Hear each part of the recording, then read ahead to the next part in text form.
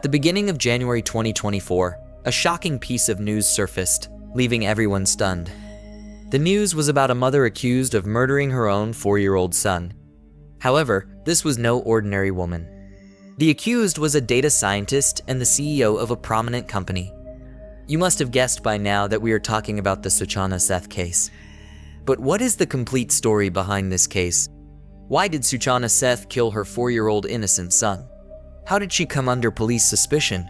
And what has the investigation revealed so far? Let's unravel the entire story in this video, step by step. Before we proceed, if you haven't subscribed to the channel yet, do it now and press the bell icon to stay updated.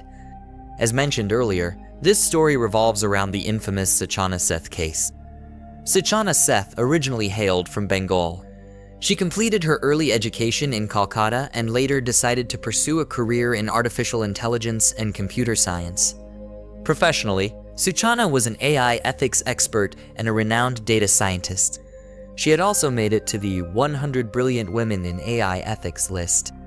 Additionally, she was a Harvard University fellow and had worked as a research fellow at the Raman Research Institute.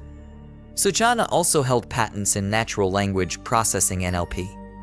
Currently residing in Bengaluru, Suchana checked into the Seoul Banyan Grams Service Apartment Hotel near Goa's Kalangut Beach at around 11:30 p.m. She had booked the hotel from January 6th to January 10th. According to her booking, Suchana was supposed to stay until January 10th. However, on January 7th, at around 9:01 p.m., she called the hotel reception and said, "I need to leave the hotel immediately as I have urgent work in Bengaluru." Hearing this, the hotel staff assured her that she could leave whenever she wished. However, Suchana insisted, "I want to leave right now and need a taxi to get to Bengaluru." The staff explained, "Traveling to Bengaluru by taxi will be both expensive and time-consuming. It's better if you take a flight." Despite their suggestion, Suchana remained adamant, saying, "Arrange a taxi for me as soon as possible." Finally, the hotel staff contacted several taxi drivers. While many refused the long-distance trip, one driver, Roy John D'Souza, agreed to take her to Bengaluru. However, he demanded a significant fare for the journey. The staff informed Suchana about the fare, to which she replied, "Don't worry about the money, just get me the taxi." Shortly after, D'Souza arrived at the hotel with his car. At around 1 a.m., Suchana stepped out of the hotel with her luggage, boarded the Innova car, and left for Bengaluru. So far, everything seemed normal. Typically, once a guest checks out, the room is cleaned for the next occupant. When a hotel employee went to clean Suchana's room, they noticed some red stains on the floor. Suspecting it could be blood, they immediately informed the hotel manager. The manager inspected the room and promptly called the Kalangut police station to report the matter. Upon receiving the information, a police team arrived at the scene and began searching the room. They, too, noticed the bloodstains. To dig deeper, the police decided to review the hotel's CCTV footage. The footage revealed that when Suchana checked into the hotel, she was accompanied by a young child. However, when she left the hotel around 1 a.m., the child was nowhere to be seen. The woman left, but the child was not with her. Noticing this, the police immediately tried to contact Suchana Seth on her mobile phone. However, her phone was switched off. The police then obtained the contact number of the driver who had driven Suchana Seth to Bengaluru. They called the driver and asked him to hand the phone over to the passenger. When the police spoke to the woman, they inquired, "Your son entered the hotel with you, but no one saw him leave. Can you tell us where your son is?" In response, Suchana Seth calmly said, "I left the child at a relative's house nearby in the evening." The police then asked her for the address of this relative. At their request, Suchana Seth provided an address, which the police immediately verified with the nearest police station to that location. A team was dispatched to check the address for the child. However, during the initial investigation, it became apparent that the address provided by Suchana was fake. Realizing something suspicious, the police grew more cautious. The police contacted the driver again and instructed him, "Bring the car to the nearest police station as soon as possible, but do not let the passenger know where you're headed." Following their instructions, the driver devised a plan. After driving some distance, the driver told Suchana, There's a heavy traffic jam ahead, and it will take a long time if we continue this way. I'll take a different route." Using this excuse, the driver quietly drove the car to the Amangala police station in Chitradurga, Karnataka. Once there, the driver informed the local police, who then coordinated with the Goa police. Goa officers instructed their Karnataka counterparts, "Search the woman's belongings immediately." When the police began searching Suchana Seth's luggage, they were stunned. Upon opening her large bag, they first found some clothes. Beneath the clothes, they spotted a toy, which was later identified as her son's. As the officers dug deeper, they found the body of a 4-year-old child at the bottom of the bag. When the police asked Suchana, "Who is this child and who killed him?" she replied, "This is my son, but I don't know who killed him." The Goa police were promptly informed, and Suchana was arrested in Karnataka. A team from Goa also arrived to take her into custody. She was later presented in court, where she was sent to police remand. The biggest challenge for the police was determining the motive behind the murder. During questioning, Suchana initially claimed, "I don't know who killed my son. He was alive when I went to sleep, and when I woke up, he was dead. I carried him with me because I wanted to be with him forever." This statement shocked everyone. Despite the police interrogating Suchana continuously for 10 to 12 days, she kept repeating the same narrative, insisting that she was innocent.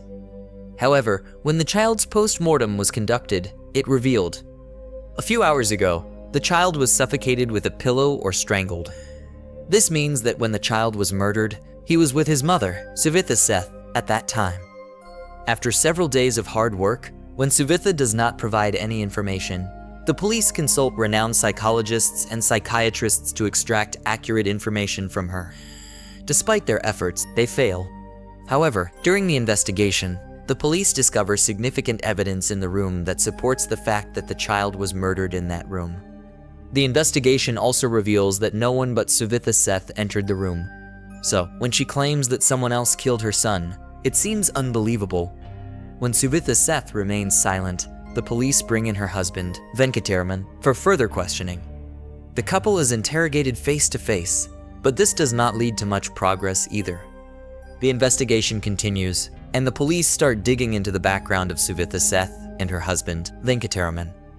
They discover that Venkataraman is from Kerala, and the two met during their jobs. They fell in love and got married in 2010. After a few years, they had a son. However, instead of improving, their relationship deteriorated after the birth of their child. In 2023, they applied for divorce in family court. The divorce was almost finalized, but the issue of child custody remained unresolved.